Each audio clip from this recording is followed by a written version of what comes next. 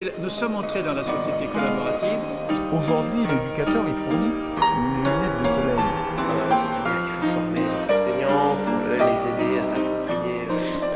Une des conséquences de l'impact du numérique dans la société, on le voit, on le sent, on pourrait le simplifier en parlant de l'ubérisation des emplois. Ça concerne donc toutes les organisations et en particulier l'entreprise.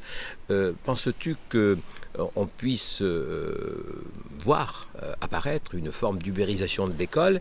Et dans ce cas, est-ce que la problématique des valeurs ne serait pas essentielle à être posée justement dans la forme scolaire que l'on devra mettre en œuvre pour que justement ces valeurs puissent se perpétuer?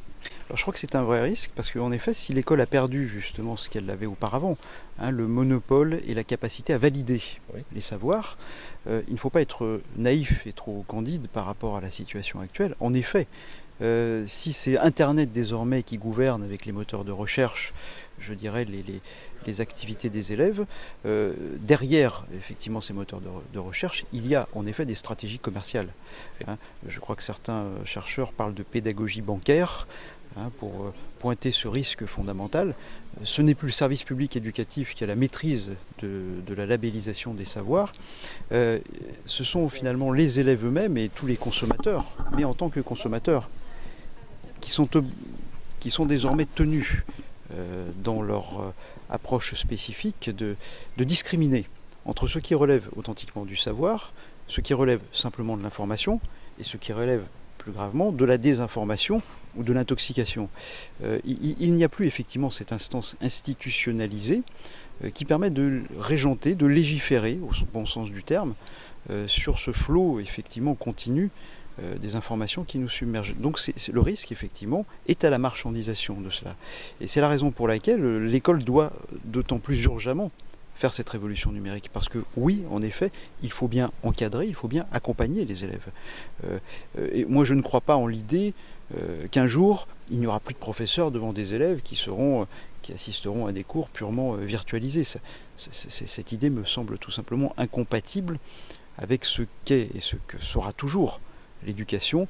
L'éducation sera toujours une affaire humaine où des adultes montrent le monde à des enfants. Je crois que c'est depuis les Grecs qu'on a défini l'éducation et la pédagogie de cette manière-là, et ça ne pourra pas changer, quel que soit l'outil dont on se dote. Donc il y aura toujours un adulte en responsabilité qui saura toujours plus que ses élèves. Je crois qu'on ne peut pas et on ne doit pas transiger sur ces postures-là. Simplement, il est évident que cet adulte ne peut plus se positionner comme c'était le cas auparavant et comme c'est encore le cas aujourd'hui, de manière magistrale. C'est-à-dire partir de l'a priori que ces élèves ne savent rien quand il va rentrer dans la salle. Non, il doit orchestrer effectivement avec eux les informations dont ils sont destinataires. Il doit leur permettre justement de discriminer et il doit, de ce point de vue-là, trouver une nouvelle modalité de positionnement. Alors il y a 3 modèles de positionnement de l'enseignant qu'on a de tout temps décliné. C'est le modèle classique,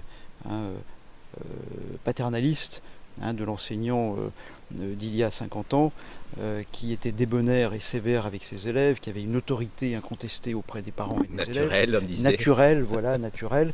Je crois que ce modèle-là est obsolète. Il y en a 2 qui essayent de s'affirmer, mais qui l'un et l'autre sont contestés. Le modèle du technicien, c'est celui qu'on essaye effectivement de promouvoir aujourd'hui, c'est-à-dire l'enseignant qui s'appuie sur une double compétence, l'expertise dans sa discipline et les compétences pédagogiques. La question de l'expertise dans sa discipline est clairement remise en cause par l'évolution Internet. Voilà, il ne peut plus avoir le monopole en tous les cas de cette expertise et les élèves auront beau jeu de chercher par eux-mêmes des failles dans ces connaissances. Donc cette expertise est fragile.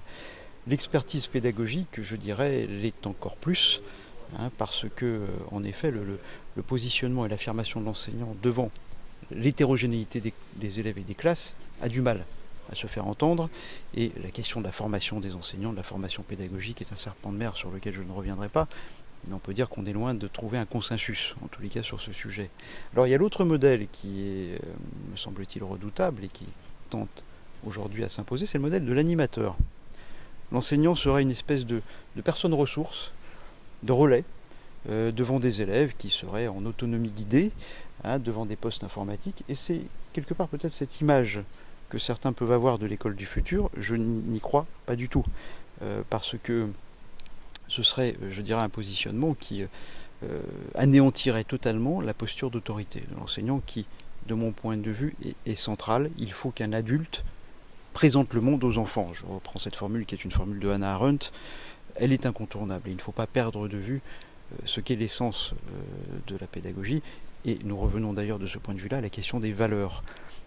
Pourquoi les valeurs sont-elles devenues finalement aujourd'hui aussi sensibles, voire aussi délicates? Parce que les valeurs, je dirais, entrent directement en difficulté avec le problème de la transmission. Les valeurs ne s'enseignent pas, contrairement au reste, contrairement au droit, contrairement à toute autre discipline. Les valeurs se transmettent. Or, l'école n'est plus en situation aujourd'hui de transmettre aux élèves. Et je crois que l'enjeu que nous devons relever concernant cette question des valeurs, c'est effectivement de restaurer à l'école la possibilité d'une transmission culturelle. Je crois qu'il faut l'affirmer avec force, non pas à travers des enseignements moraux et civiques, je trouve que le terme ne me paraît pas judicieux et adapté, mais en responsabilisant les élèves. Je crois davantage à cela. Les élèves sont de plus en plus individualistes, de plus en plus autonomes. L'autonomie implique aussi la responsabilité, et pour en avoir fait l'expérience, donner des responsabilités aux élèves, c'est en retour être gratifié, je dirais, de belles réussites. Donc faisons confiance aux élèves, donnons-leur la possibilité d'exercer eux-mêmes des responsabilités dans le cadre de la promotion d'une authentique démocratie lycéenne ou collégienne. Et c'est à partir de là que l'on pourra transmettre authentiquement les valeurs et éventuellement convaincre les élèves qui, dans leur cadre familial, se verraient dispensés ou transmis des valeurs qui seraient parfois contraires aux valeurs républicaines. Eh bien, c'est à ce moment-là que l'école pourra effectivement jouer ce rôle de correction de ce que la République ne peut pas accepter. Merci beaucoup, Jean-Christophe Torres. Merci à toi.